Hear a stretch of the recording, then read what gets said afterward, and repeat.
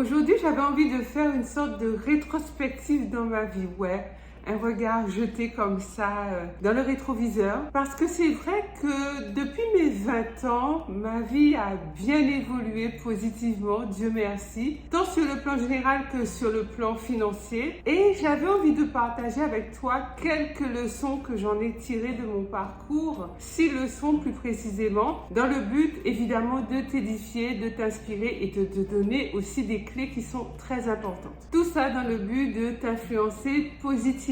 Mais avant d'entrer dans le vif du sujet, je tiens quand même à remercier toutes ces personnes qui jusqu'à présent ont partagé ma vie, ont croisé ma route et sont parties. Celles qui ont croisé ma route sont restées un moment. Celles qui ont croisé ma route et sont restées avec moi depuis. Je bénis toutes ces personnes, quelles qu'elles soient, qu'elles m'aient apporté du positif ou qu'elles m'aient apporté du négatif, et je leur souhaite le meilleur du plus profond de mon cœur. Bonjour et bienvenue sur L7 Finance, moi c'est Lucla. Donc sur cette chaîne je te parle argent, finance, mindset, positivité, épargne, budget, toutes ces choses qui peuvent faire croître ton compte bancaire de manière bien sûr très concrète et très fun. Donc si l'argent c'est un problème pour toi, c'est un vrai sujet, tu aimerais savoir comment ça fonctionne, tu aimerais en savoir plus, tu aimerais en avoir plus surtout, ne bouge pas et abonne-toi mon ami car cette chaîne c'est la tienne et parlons finances. Par ailleurs, je te serai infiniment reconnaissante si tu prends quelques minutes de ton temps pour regarder la vidéo que YouTube te proposera juste après celle-ci. Ma vie, comme la tienne sûrement ou comme la vie des 8 milliards d'êtres humains que nous sommes sur cette terre, n'a pas été un long fleuve tranquille. Mais je dis que coûte, on doit avancer. Malgré les challenges, malgré les difficultés, nous n'avons pas le choix, nous devons tenir bon et aller de l'avant. Notre job, c'est de définir et de déterminer nos propres rêves et de les atteindre coûte que coûte. Donc bien sûr, j'ai eu des hauts, j'ai eu des bas, mais par la grâce de Dieu, je me tiens là devant toi en face de cette caméra pour te partager ma propre expérience dans le but, bien sûr, de t'aider. Je me sens plus forte que jamais, plus déterre que jamais, plus décidée et engagée que jamais pour ma propre vie, bien sûr, mais également pour t'aider à accomplir tes rêves et à définir ta propre vie idéale. La première leçon que j'ai apprise, c'est bien sûr d'être consciente des gens qui m'entouraient et de décider consciemment des personnes que je voulais garder autour de moi sur ma route pour pouvoir m'accompagner dans le quotidien ou épisodiquement, mais m'accompagner sur le long terme dans ma vie. Tout comme moi, je suis sûre que tu as déjà eu affaire à des gens avec qui ça ne matchait pas trop, tu l'as senti dès le départ, mais tu t'es dit bon, on va tenter quand même, on va essayer quand même, et finalement ça a été un fiasco. Soit tu t'es senti trahi, soit tu as été vraiment et concrètement trahi, soit tu as été déçu, soit tu as été spolié ou tu as été volé. Bref, ça s'est mal passé. Et puis, tu as d'autres personnes avec qui les atomes sont hyper crochus. Vous avez une énergie de dingue, vous matchez hyper bien ensemble. Et cela, effectivement, vous allez accrocher. Et tu vois, ces petites choses-là qui relèvent de l'intuition, du ressenti ou de ce que l'on pressent, on va dire que c'est vraiment à prendre en compte. On doit apprendre consciemment lorsqu'il s'agit de personnes qui sont en face de nous ou qui gravitent autour de nous, à se faire confiance et à admettre que ce qu'on ressent de positif ou de négatif envers une personne, ce sont des signes mais hyper précis à prendre en compte. Tous ces ressentis ne sont pas là pour rien et ça ne sert à rien de se trouver des excuses parce que soit en côtoyant certaines personnes, certains types d'individus, on court à la catastrophe ou alors en banalisant ou en évitant d'autres personnes, au contraire hyper bénéfiques, on passe à côté d'étoiles dans notre vie. Pourquoi je te dis ça et pourquoi j'insiste surtout? C'est parce que les personnes qui entrent dans notre vie auront forcément un impact majeur sur notre avenir. Ça va soit booster nos affaires ou alors faire complètement foirer nos affaires. Et quand je te parle d'affaires, je suis vraiment au sens large, au sens général. Ça peut être personnel, professionnel, social, tout ce que tu veux. Donc du coup, c'est très important, c'est capital de comprendre que tu dois faire une sélection dans ton entourage. Tu dois suivre ton instinct quand il s'agit de choisir tes fréquentations. Il ne s'agit pas d'être asocial, mais il s'agit vraiment d'être hyper picky, super pointilleuse quant aux personnes qui vont avoir accès à toi. Et ce n'est pas de l'orgueil, ce n'est pas de l'ego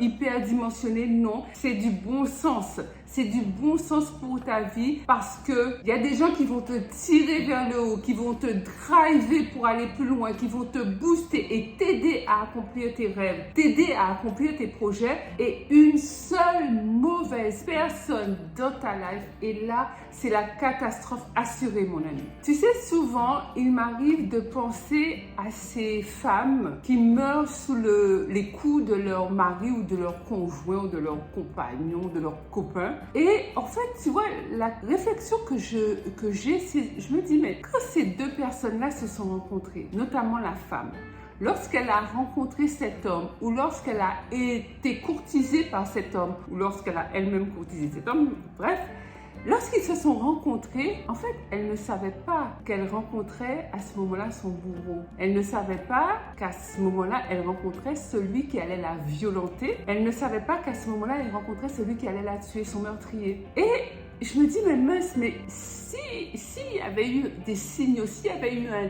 détecteur pour dire non, non, pas cet homme-là, pas cette personne-là, mais toutes ces femmes ne se seraient jamais mises avec ces hommes, c'est sûr. Mais en réalité, c'est que ces signaux existaient. Elles les ont eus. Elles les ont eus au début, elles les ont eus pendant la relation. Bon, malheureusement, ça s'est terminé tragiquement. Mais tout ça pour te dire, mon ami, que les signaux sont toujours là quand il s'agit d'une bonne personne et ils sont là aussi quand il s'agit d'une mauvaise personne. C'est à toi de décrypter, d'écouter ces signaux, d'écouter ces messages, de faire confiance à ton intuition. Faire confiance à son intuition, ça ouvre la porte à des bénédictions ou alors ça permet de rejeter le négatif, le mauvais qui s'apprête à entrer dans ta vie. Mon message pour toi à travers cette leçon numéro 1, c'est écoute-toi. Deuxième leçon que j'aurais bien aimé apprendre à mes 20 ans, c'est que le monde est rempli de critiqueurs.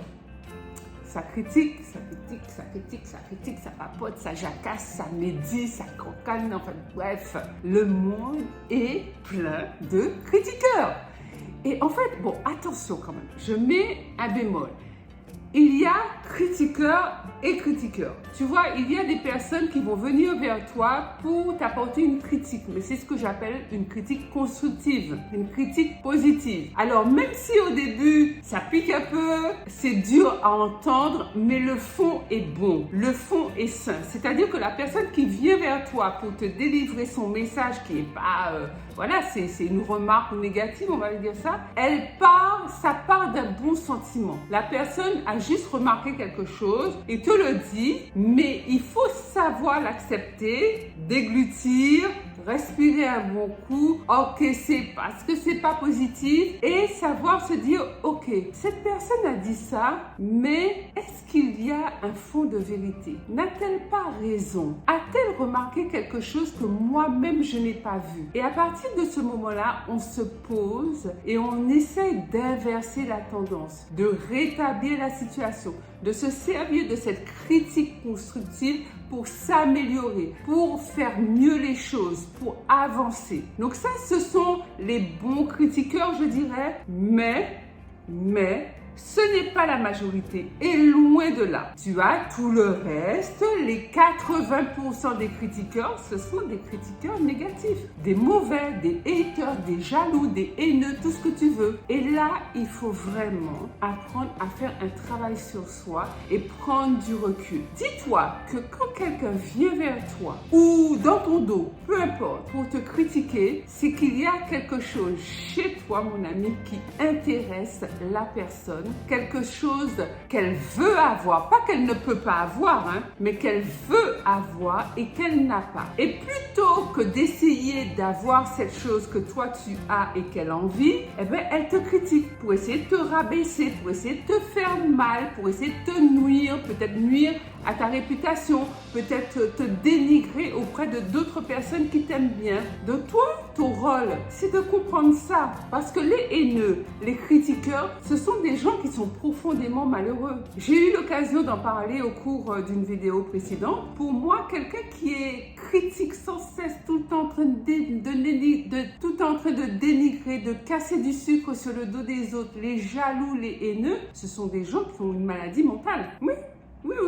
Je persiste et je signe. Ce sont des personnes qui sont malades mentalement. Parce que la vie, c'est juste pas ça. Je veux dire, la vie, c'est plutôt se concentrer sur soi, d'aider les autres, mais pas de pourrir les autres, pas de leur pourrir la vie, pas de les dénigrer, pas de chercher à les détruire. Une clé pour pouvoir faire face aux critiques qui peuvent surgir dans ta vie, c'est de faire de ton mieux pour ne pas prendre les choses de manière personnelle. Si tu lis le livre Les 4 accords Toltec, je t'assure, tu vas comprendre à la perfection ce que je suis en train de t'expliquer. Lorsque tu ne prends pas les choses de manière personnelle, ça veut dire que tu arrives à te détacher de l'événement et à dire, moi, ça ne me concerne pas.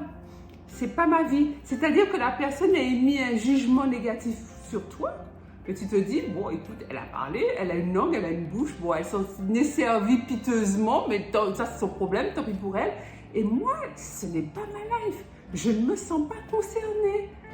Il faut savoir que nous vivons sur une planète où les gens sont tellement stressés, tellement malheureux, qu'il y a une part de cette population qui va chercher à éliminer son mal-être, son malheur, toute la négativité, toute la noirceur qui est enfouie en eux, en l'évacuant. Et l'évacuer pour eux, la solution qu'ils ont trouvée, c'est d'aller pourrir gratuitement la vie de personnes, et notamment la vie de personnes qui ne leur ont rien fait, ou des gens, des fois, qu'ils ne connaissent même pas ou qui ne les connaissent même pas. Dis-toi, mon ami, que lorsque quelqu'un est heureux, serein, en paix, bien dans sa tête, bien dans ses baskets, équilibré, il aura autre chose à faire, il aura bien mieux à faire que d'aller dénigrer, critiquer, chercher à ensevelir quelqu'un qui ne lui a rien fait. Le monde est rempli de haineux et de jaloux, c'est un fait. Le monde est rempli de critiqueurs et nous avons bien mieux à faire, à nous occuper de notre propre vie, à laisser tomber, à aller de l'avant et à nous concentrer sur ce qu'il y a de meilleur dans la vie, sur ce qu'il y a de plus positif et de plus enthousiasmant dans la vie. Troisième leçon que j'ai apprise à mes 20 ans, c'est que à un moment donné, il faut arrêter de se poser trop de questions. Il faut vraiment arrêter de se poser trop de questions, surtout lorsqu'on a de grands projets à accomplir, lorsqu'on a de grands rêves à atteindre. Il faut réfléchir, c'est vrai. Il faut se poser à un moment donné pour vraiment décider de ce que l'on veut faire, pour regarder la stratégie, les meilleurs moyens d'avancer vers nos idéaux. Mais il y a un temps pour ça. À un moment donné, on arrête de se poser 10 000 questions et on passe à l'action, ni plus ni moins. Nous avons tous dans notre entourage souvent des proches, maman, papa, les frères, les sœurs, les cousins, les cousines qui vont venir nous donner des conseils, mais qui vont nous dissuader ou qui vont nous faire douter de ce qu'on a envie d'accomplir. Et ces personnes qui viennent à nous, ce ne sont pas des personnes méchantes, ce ne sont pas des personnes qui veulent notre malheur, bien au contraire. En fait, ce sont des personnes dans notre entourage qui veulent notre bien et qui ont peur, en fait. Et ce qu'elles vont faire, lorsque tu les informes d'un projet que tu as, elles vont venir déverser leur peur sur toi en te disant, mais non, t'as réfléchi, ça va pas marcher, mais non, c'est pas comme ça, faut pas faire comme ça, mais à ton âge, t'es folle, mais vraiment, ça c'est la dernière chose à faire, mais t'as réfléchi à ceci, cela, mais fais gaffe ma belle, tu vas perdre de l'argent. En fait, ce sont leurs propres peurs qu'elles viennent déverser. En fait, elles ont ça en elles et elles projettent. t'inquiète, c'est aussi simple que ça. Elles ont peur qu'il ne t'arrive une catastrophe, donc elles vont essayer de te dissuader de faire ce que tu as envie de faire. Donc, tes propres doutes que tu peux avoir, plus les peurs des gens, alors là, c'est la catastrophe, ça fait mauvais ménage. Ça me rappelle un membre de ma famille très proche à qui j'avais dit que j'allais acheter mon 3e ou mon 4e bien immobilier, je ne savais même plus. Je crois que je venais de signer chez le notaire d'ailleurs. Et puis cette personne me dit, mais non, mais ça va pas, mais tu te rends pas compte, mais attends, tu as déjà acheté 2 ou 3 biens avant, tu rembourses encore les crédits, mais tu cours à la catastrophe, mais tu vas finir ruiné, tu n'auras plus d'argent, tu enchaînes trop les crédits, c'est pas bon. Et en fait, c'est une personne qui elle-même n'investissait pas. Donc elle se voyait mal faire ça parce qu'elle considérait que c'était risqué. Donc qu'est-ce qu'elle a fait? Elle m'a transposé sa propre peur par rapport au sujet que je lui évoquais. Mais c'est pas de la méchanceté.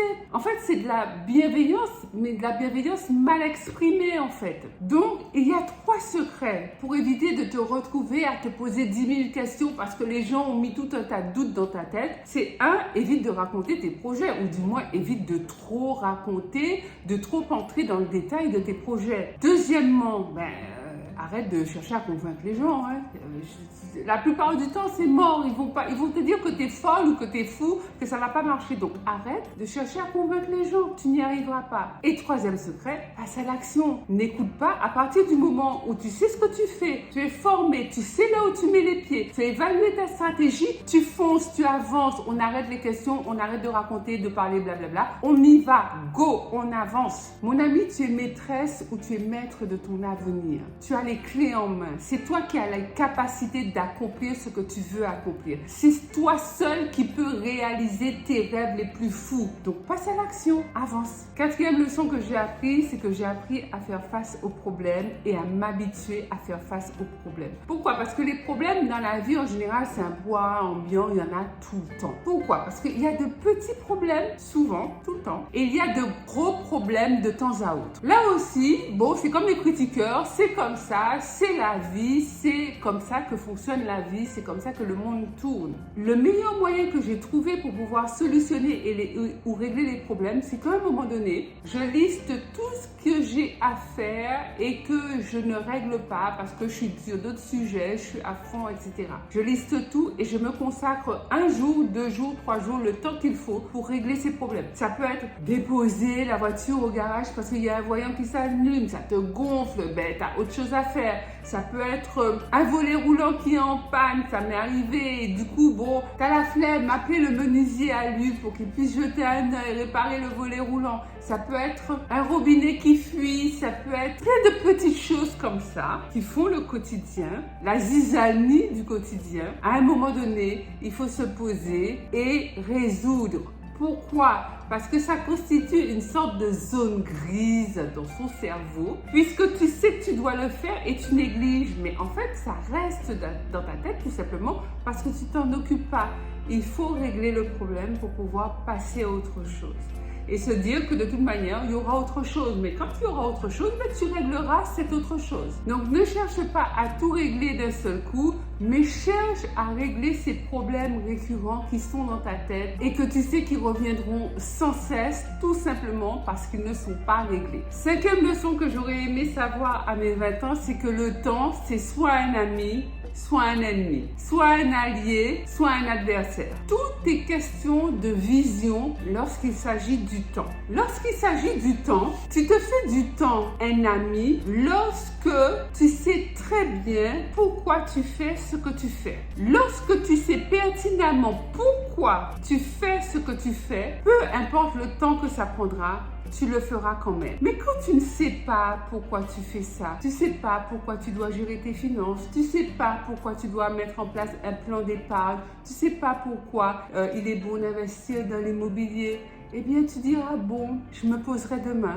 bon, j'y penserai la semaine prochaine, oh, j'envisagerai la situation dans 1 an. Mais là, le temps, c'est un vrai ennemi. tu vas te réveiller dans 10 ans, tu seras au même point. Tout simplement parce que tu n'as pas appris à capitaliser sur le temps. Tu n'as pas appris à te donner une bonne grosse dose de motivation en travaillant ta vision, en travaillant sur ton pourquoi. Pourquoi tu veux faire ça? Pourquoi tu veux gérer tes finances? Sûrement pour donner une meilleure vie à tes enfants. Sûrement pour pouvoir payer tes factures en temps et en heure. Sûrement pour pouvoir voyager plus. Sûrement pour pouvoir quitter ton travail à un moment donné avant l'âge de la retraite. Tu vois, tout ça, ce sont des pourquoi. C'est à toi de définir ton pourquoi à toi. Et le pourquoi, c'est le carburant de la voiture. C'est ce qui fait que la flamme reste allumée et qu'on a envie d'avancer, on a envie d'atteindre nos objectifs. Souvent, on me demande, mais comment tu fais pour te lever à 4 heures du matin tous les matins? Mais en fait, moi, je sais pourquoi je me lève le matin. J'ai envie de me lever le matin. Je suis boostée à me lever le matin parce que mon pourquoi. Et quand je me lève le matin, c'est pas pour aller m'affaler devant la télé à regarder Netflix. Si c'était ça, bon, je resterais au lit. J'aurais pas envie de me lever à 4 heures du matin. C'est parce qu'il y a autre chose qui m'anime. J'ai mes rêves à accomplir. Et toi, mon ami? Quel est ton pourquoi? Certaines personnes optimisent leur temps. Certaines personnes font du temps un allié, un partenaire, un ami. Il est temps que tu en fasses de même. Pendant que tu fais ton ménage, tu peux écouter un podcast inspirant. Pendant que tu es dans la salle d'attente du dentiste, par exemple, tu peux lire un livre instructif, un livre, une autobiographie sur un auteur, la vie d'un auteur qui t'intéresse. Au lieu de t'affaler sur le canapé à regarder Netflix, tu peux très bien décider de bosser sur ton projet. C'est en faisant toutes ces choses pour ta vie, en posant les fondations de ta vie, le socle sur quoi tu vas bâtir ta vie, c'est en faisant ça que tu optimises ton temps, c'est en faisant ça que tu fais du temps un allié. 6e leçon que j'aurais aimé connaître à mes 20 ans, c'est de savoir que ma connexion avec les autres impacte fortement notre niveau de relation. C'est peut-être hyper basique, super banal de dire ça, mais le fait est que plus tu traites les gens bien et plus ils te le rendront au centuple. Ça coûte pas grand chose d'être sympa, sincèrement, bienveillant, sincèrement, généreux, sincèrement avec les autres. Ça coûte pas grand chose. Ça coûte peut-être un sourire, un peu de temps, un moment passé, un conseil donné, mais ça rapporte beaucoup, ça rapporte énormément. Si tu es avenante, souriante, sympa, accueillante, bienveillante envers les gens, vraiment, ils tendront à en faire de même avec toi. Je vais te livrer un petit secret. Moi, sur ce concept, enfin sur cette leçon que j'ai apprise de créer une connexion avec les gens pour avoir les meilleures relations, moi j'ai poussé le bouchon un peu plus loin, c'est-à-dire que je me suis dit, mais est-ce que ça marche aussi avec les gens qui ne m'aiment pas? Et oui, ça marche aussi avec les gens qui ne t'aiment pas. Et ça me rappelle l'histoire que je vais te raconter.